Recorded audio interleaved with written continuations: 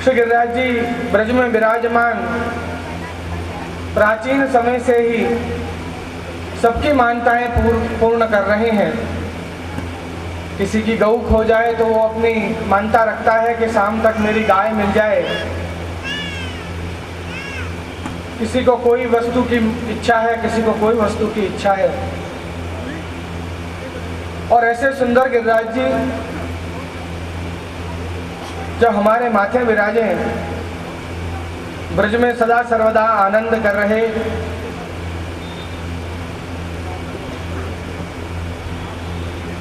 जो भी कभी भी जाए उसको दर्शन का लाभ हो, स्नान का लाभ हो, सुबह शाम श्री गिरिराज जी सभी की सुनते हैं, सभी को दर्शन देते हैं, सभी पर कृपा करते हैं। और ऐसे श्री गिरिराज जी की जब गोवर्धन लीला प्रारंभ हो रही हो तो उसका आनंद ही कुछ अलग होता है। श्रीमद् भागवत दशम स्कंद रास पंचाध्यायी के अंदर भगवान शब्द का उल्लेख है उसके प्रारंभ में, और गोवर्धन पूजा के अंदर भी भगवान शब्द से ही सुखदेव जी ने प्रारंभ किया है।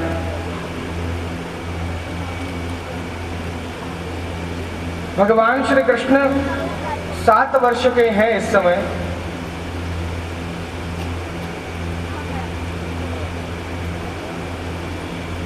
लोगों को शंका होती है कि 7 वर्ष का बालक इतना बड़ा गोवर्धन पर्वत कैसे उठा सकता है।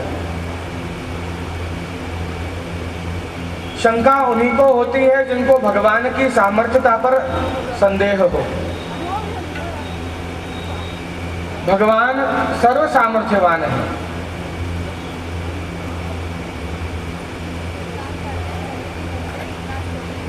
प्रभु 7 वर्ष के हैं और ये जो विशेष लीला जो प्रभु ने की है उसका कारण मात्र एक ही है कि हम सबको अन्याश्रय से दूर करना। अन्याश्रय माने प्रभु को छोड़ जो हम अन्य देवी देवताओं को जो भजते हैं उसको अन्याश्रय कहा जाता है। मैं आपको बड़ा ही सादा सा एक उदाहरण दूं कि जैसे कि एक स्त्री है, एक पत्नी है, वो थोड़ी आलसी है।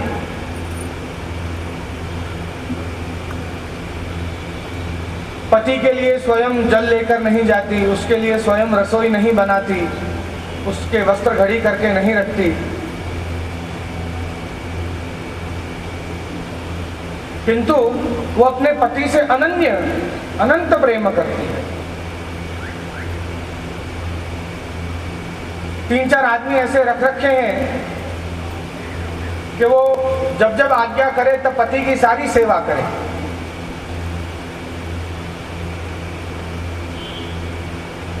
एक दूसरी स्त्री है जो पति की बहुत सेवा करती है,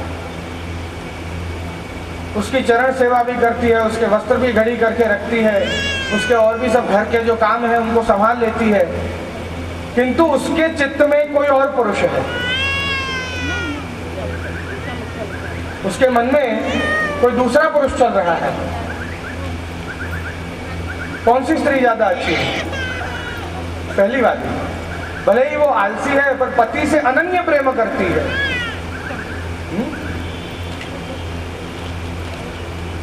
भगवान भी यही कहते हैं कि भले तो मुझे मिश्री धराते हो जीवन भर, पर सदा सर्वदा मेरी शरण में रहो। जो मेरा है वो किसी का नहीं, और जो सबका है वो मेरा नहीं।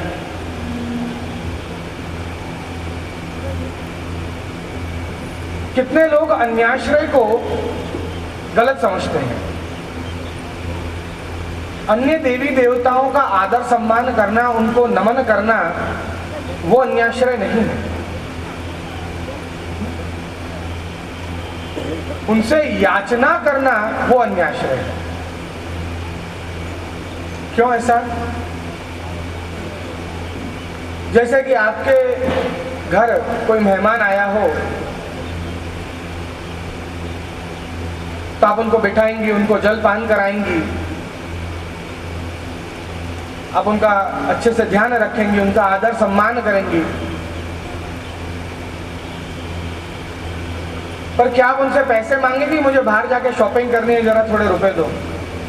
हाँ, नहीं, वो तो अपने पति से ही मांगेंगी, है ना।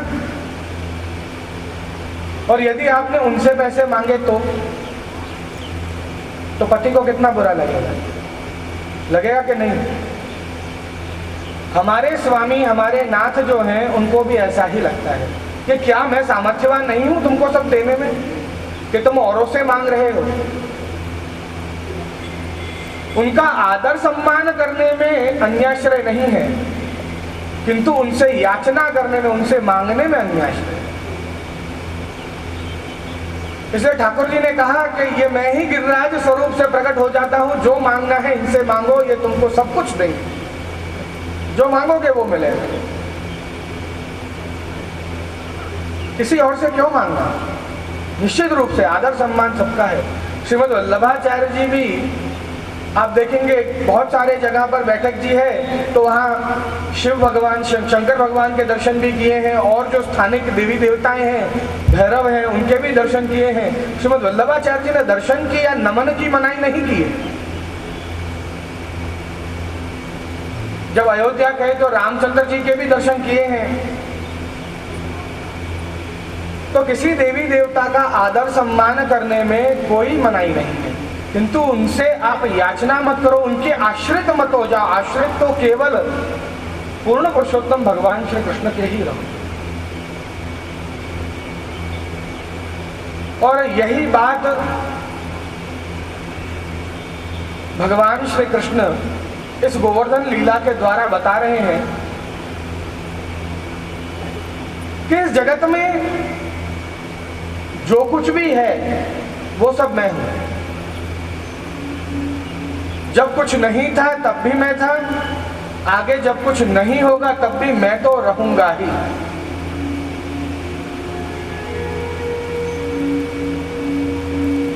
तो फिर तुम अन्य सबके पीछे क्यों भाग रहे हो?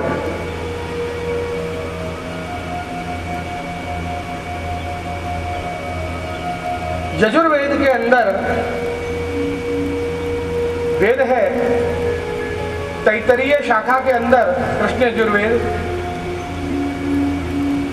मंत्र है, उसके अंदर एक आकाशात् पतितंतोयम यथा गच्छति सागरम सर्वदेव नमस्कारम केशवम प्रतिगच्छति। कि आकाश के जितने भी देवता हैं और ये सागर के, इस भूतल के जितने भी देवता हैं, इनमें से जो भी देवी देवता को आप नमन करते हो वो सारे नमस्कार केशवम प्रतिगच्छति, वो केशव कृष्ण को ही जाते हैं। वेद कह रहे हैं, स्वयं वेद कह रहे हैं।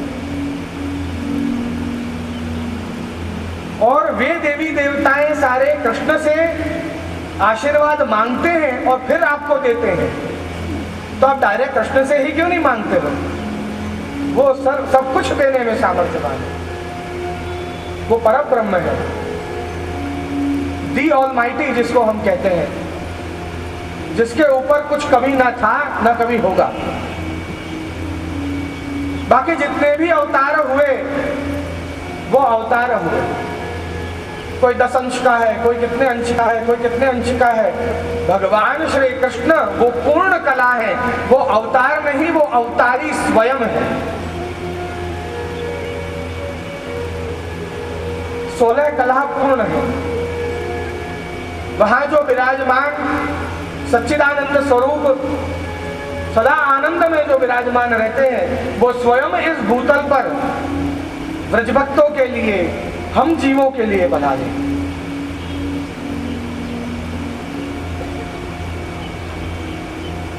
ऐसे प्रभु 7 वर्ष के छोटे से बालक, सारी तैयारियां चल रही हैं, अपने छोटे छोटे पांव से चलते हुए यशोदा मैया के पास गए। यशोदा मैया से कहने लगे, मैया भूख लगी है। मैया ने कहा, भाई आज तो इंद्र पूजन को दिन है, आज तो ज्यों ताई पूजन ना हो जाएगा, ज्यों ताई भोजन ना ही मिलने।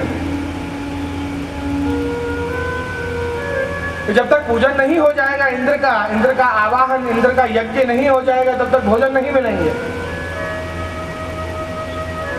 फिर मां से ज्यादा चर्चा नहीं की, नंदराय जी के पास आए।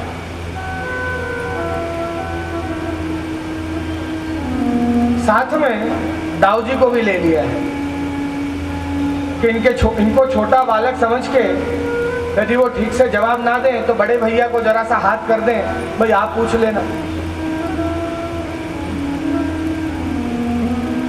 नंद बाबा के पास गए और प्रश्नों की झड़ी लगा दी है। एक के बाद एक, एक के बाद एक, एक के बाद एक प्रश्न पूछते जा रहे हैं। भगवान क्या कह रहे हैं सुखदेव जी? श्री सुक उवाच भगवान अपि तत्रैव बलदेवेन संयुत अपश्यन्निव संगोपा इंद्रयाग कृताद्यवान्। भगवान अपने भाई बलदेवेन संयुत, बलदेव के संग नंदराय जी के पास गए हैं। अनेक प्रकार के प्रश्नों को छेड़ दिया है कि क्या हो रहा है, इंद्र याग हो रहा है, ये क्यों होता है, इसके पीछे क्या कारण है। 7 वर्ष के भगवान हैं और 7 दिन तक ही आपने इस गोवर्धन पर्वत को धारण कर रखा है।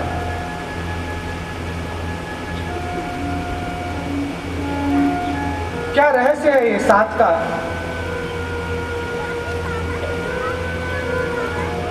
बहुत लोग, बहुत प्राचीन आचार्यों ने अपने अपने मतानुसार बड़ी ही सुंदर सुंदर बातें अपने अपने ग्रंथों में की हैं। भगवान इन 7 दिनों के अंदर 7 प्रकार के दोष इन भगवतियों के, इन ब्रज भक्तों के दूर करना चाहते हैं। और ऐसा भी बहुत लोगों ने कहा है कि 7 प्रकार के अन्याश्रय ये ब्रजभक्त कर रहे थे।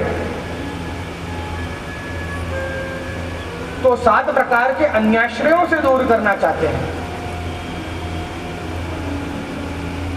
और इन 7 दिनों में भगवान जो हैं वो 6 गुण संपन्न हैं, 6 धर्म हैं भगवान के, और 7वें धर्मी स्वरूप स्वयं ये सारे धर्मों को पोषण देना चाहते हैं। प्रभु का एक नाम है ना, आप मंगला के कीर्तन में गाते भी होंगे, छगन मगन प्यारे लाल कीजिए कलेवा है? इस नाम का क्या मतलब है? 6 गण 6 गुण, और इन 6 गुण में जो मगन रहे वो छगन मगन है? ऐसे छगन मगन स्वरूप हैं जो सदा सर्वदा अपने भक्तों का हित का विचार करते हैं। ऐश्वर्य वीर यशस् श्री ज्ञान वैराग्य और धर्मी स्वरूप स्वयं। और अब आगे ये देखेंगे कि जहां भगवान के 6 गुण हैं, इंद्र ने भगवान को 6 गाली दी हैं, 6 अवगुण बताए हैं गुस्से में आकर। इंद्र याग, इंद्र पूजन की तैयारी चल रही है और भगवान पूछ रहे हैं कि भाई ये क्यों हो रहा है, क्या इसके पीछे कोई कारण है? क्या ये वेदों में, शास्त्रों में इस इंद्र याग का, यज्ञ का कोई प्रमाण है, या बस पुरखों से चला आ रहा है इसलिए आप कर रहे हो? क्यों ऐसा प्रश्न किया भगवान ने?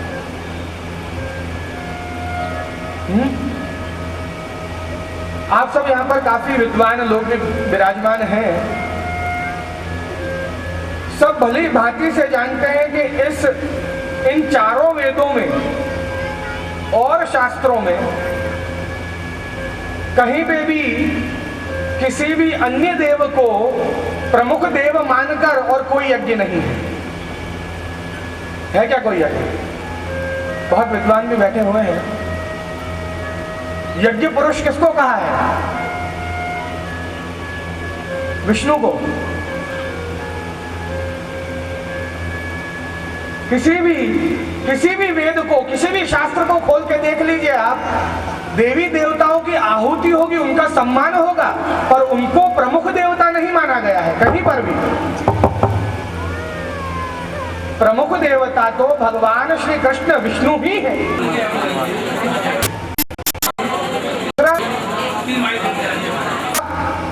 कोई भी कार्य प्रारंभ करते हैं तो सबसे पहले किसका पूजन करते हैं? गणेश जी का। सबसे पहले गणेश जी का पूजन होता है। और किसी का भी पूजन प्रारंभ करने से पहले हम क्या करते हैं? संकल्प। उस पूजन का संकल्प होता है ना सबसे पहले। और संकल्प क्या है? ओम विष्णुर विष्णुर विष्णु। 3 बार विष्णु का ही नाम लिया है। संकल्प के अंदर भी विष्णु ही पहले है। भले ही गणेश पूजन पहले हो, पर विष्णु को तो उनसे भी पहले याद करना ही पड़ेगा, उससे आगे आप जा ही नहीं सकते, मार्ग ही नहीं है। हाँ, आचमन में भी यदि आप शुक्ल यजुर्वेदी हैं तो इन 3 उंगलियों को साथ में रख के इस उंगली को ऐसे नीचे करके और आप ऐसे आचमन करते हैं। यदि आप कृष्ण यजुर्वेदी हैं तो इस 3 उंगलियों को साथ में रख के पहली उंगली आपको ऊंची रखनी है, अंगूठे को ऐसे अलग रखना है। ये कृष्ण यजुर्वेद का जो चिन्ह है, बस इतना ही भेद है। बाकी केशवाय नमः, नारायणाय नमः, माधवाय नमः, गोविंदाय नमो नमः। आचमन भी ऐसे ही होगा। पहले प्रभु को, परब्रह्म को याद करे बिना आप आगे बढ़ ही नहीं सकते, रास्ता ही नहीं है। केशवम प्रतिगच्छति, सब कुछ देने वाले केशव ही हैं। यहां तक कि इतना कहा गया है शास्त्रों के अंदर कि रास मंडले भगवता, मतलब भगवान ने पार्वती शिवाय दत्ता। संस्कृत के जानकार भी होंगे आप सब लोग, यहाँ पर बहुत लोग। रास मंडल में जब रास हो रहा था उस समय भगवान ने पार्वती को शिव को दिया। मतलब पहले पार्वती भगवान की शक्ति थी, शिव की नहीं। शिव ने भगवान को प्रसन्न किया है और फिर पार्वती को शिव को दिया है। सम्मोहन तंत्रे गोपाल सहस्त्र नाम। भगवान शिव से पार्वती जी प्रश्न कर रही हैं, भी आप देवादिदेव महादेव, क्यों ऐसे नाम से संबोधित किया? क्या देवों में देव और उनसे भी ऊपर आप महादेव हो? आपको किसी की तपस्या करने की क्या आवश्यकता है? पार्वती जी ने प्रश्न किया है, किसकी तपस्या करते हो आप? जब भगवान शंकर कह रहे हैं कि मैं तो भगवान श्री कृष्ण के गोपाल स्वरूप को भजता हूं, वहीं से मुझे आप भी प्राप्त हुई हो। सब शास्त्रों की बातें हैं, मैं नहीं कह रहा हूं, आप खुद पढ़ सकते हो, प्रमाण है ये।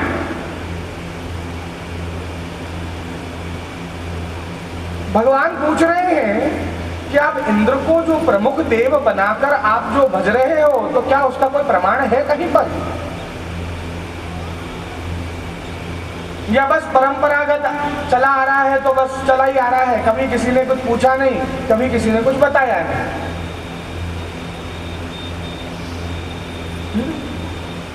भगवान अनेक प्रकार के प्रश्न कर रहे हैं। कथिताम में पिता कोयम, हे पिता जरा हमें बताइए, हे नंद बाबा हमें जरा बताइए। संभ्रमो वा उपागतः किम फलम कस्य चोद्देश्य, इसका फल क्या है, इसका उद्देश्य क्या है, हमें जरा बताइए तो सही।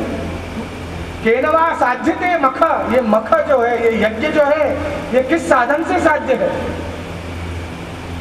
इसके पीछे हेतु क्या है? भाई ऐसा कोई शास्त्र है, कोई प्रमाण है कि किम विचारितः, क्या विचार कर आप कर रहे हैं? छोटे से बालक हैं, अनेक प्रकार के प्रश्न कर रहे हैं। नंद बाबा थोड़ा सा मुस्कुराए, मुस्कुराकर पुत्र के कपोल पर हाथ फेरा, लाल ये जो हम यज्ञ करते हैं